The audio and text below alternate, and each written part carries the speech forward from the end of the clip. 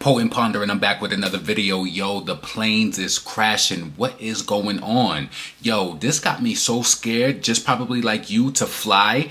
Today, a plane traveling from Minneapolis to Toronto crashes down on the back, you know what I'm saying, as it, enters into Toronto. Yo, this is crazy. A lot of people are trying to blame Trump. He recently did some firings, probably from Friday. I think it happened on Friday. He fired like so many different people, but I don't think it was any technicians or air traffic control. But anyway, Potent Pondering, please make sure that you thumbs up this video, subscribe to the channel. Yo, this is a crazy topic. I'm gonna play some videos for y'all, but I just want to read this tweet that I seen online from Twitter, and it said, "This marks the 8th plane crash since Trump took office. His administration just fired multiple FAA workers." Now, those were some groundsmen and people of that sort. I'll read an article as it pertains to that as well, but they said, let's not ignore this. They said the first crash was on January 29th in DC. That was horrible. January 31st in Pennsylvania, I believe that was that ambulance plane with that little child, right? February 5th in Washington. February 6th in Alaska, February 10th in Arizona. I didn't know there was, it was a plane crash in Arizona. February 12th in California, February 16th in Georgia, and then now today, February 17th. So listen, I was able to obtain some footage from a person who was actually on board of the crash in Toronto. So listen, let's check this out. Everything, drop it. Come on. Don't take your video. Put that phone away. Yo. Holy fuck. Holy fuck. Holy fuck. Oh my fucking God. Yo, I was just on this fucking plane. Oh my God.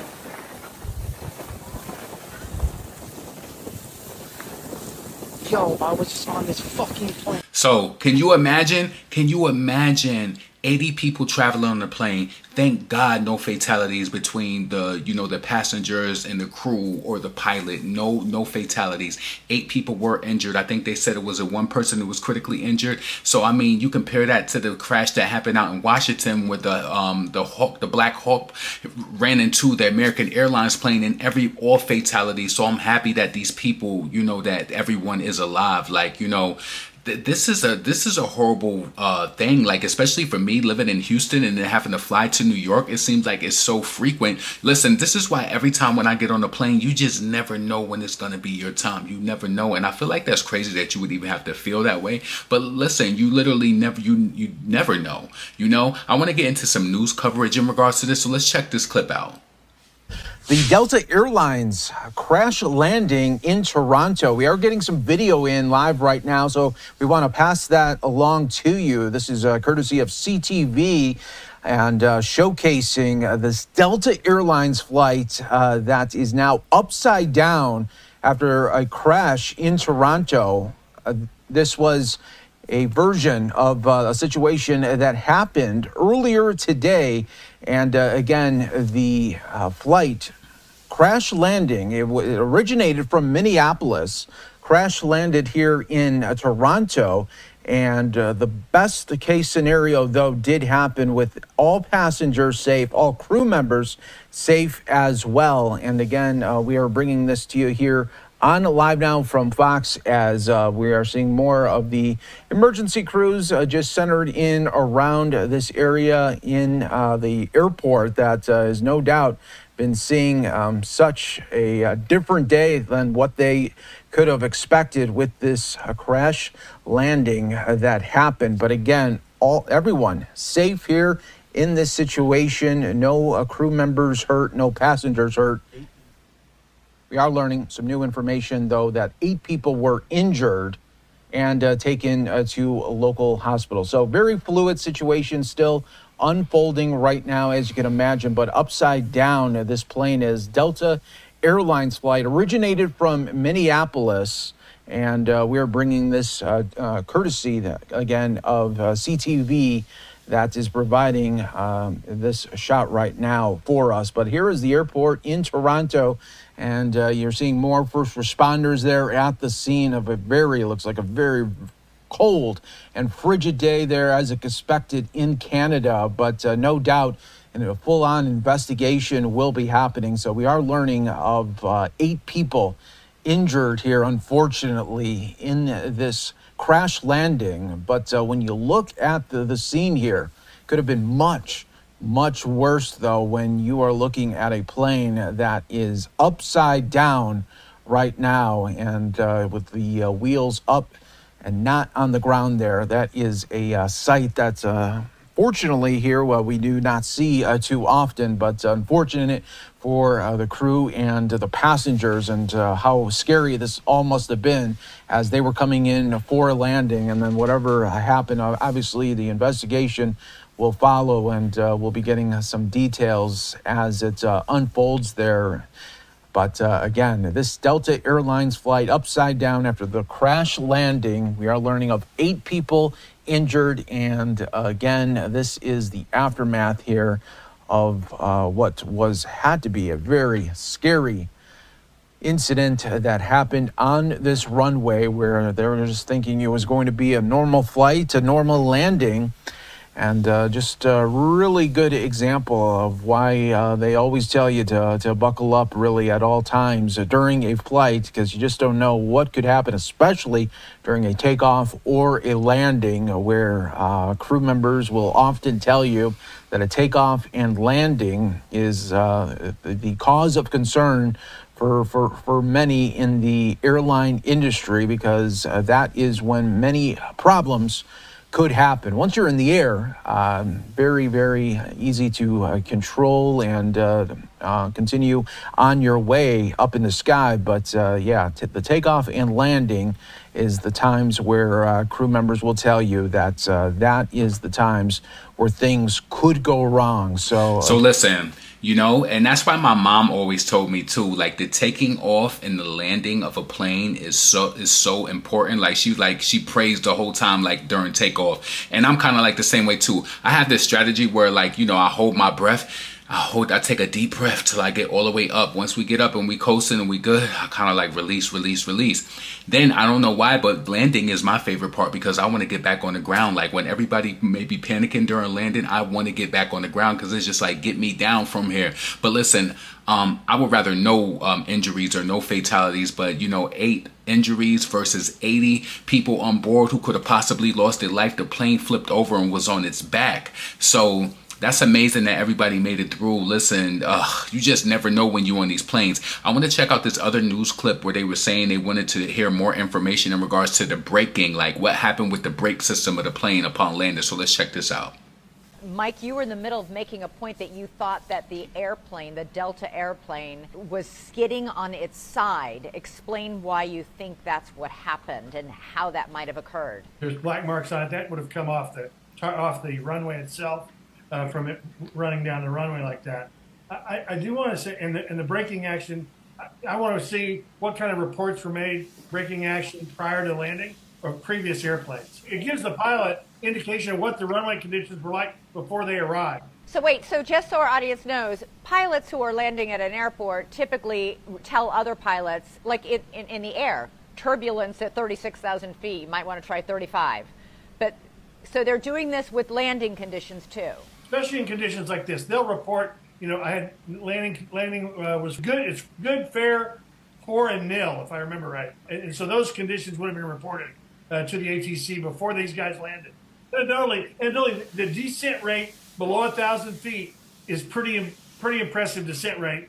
And I'm not sure the airplane was stable below 1,000 feet. So listen, again, I'm happy that everyone was safe. Few injuries, but we'll take that over fatalities, right? What I want to get into is this article from USA Today where they were talking about the layoffs, where people were trying to say, like, they're, just saying Trump did, the terminations, right? So hundreds of FAA employees fired by Trump's administration weeks after the mid-air DC collision. So, they're trying to work on and, making things better. And you know what I always say, right? I never want to be a part of the accident. And I know that this sounds so wrong.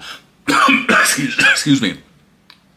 I never want to be a part of the accident that makes it better for everybody else. It's like you got to take one for the team. And now, you know, it's hopefully traveling for everyone else will be safer. But I never want to be a part of that, because it's like losing your life. Then they make it better, you know. This is unfortunate. We've never had these many crashes back to back. It's just, it makes you want to delve into that whole conspiracy theory thing. And I'm not the type of person to do that, so this is not that channel. But anyway, Washington, about 400 recently hired support staff employees for the Federal Aviation Administration were fired over the weekend as a part of the Trump's administration's mass terminations of federal workers, according to the union representing the employees. So it's going down. The dismissals come less than 3 weeks after a mid-air collision between American Airlines regional jet and a U.S. Army Black Hawk helicopter outside of Washington, which killed 67 people and brought new scrutiny under air traffic controllers in their workload.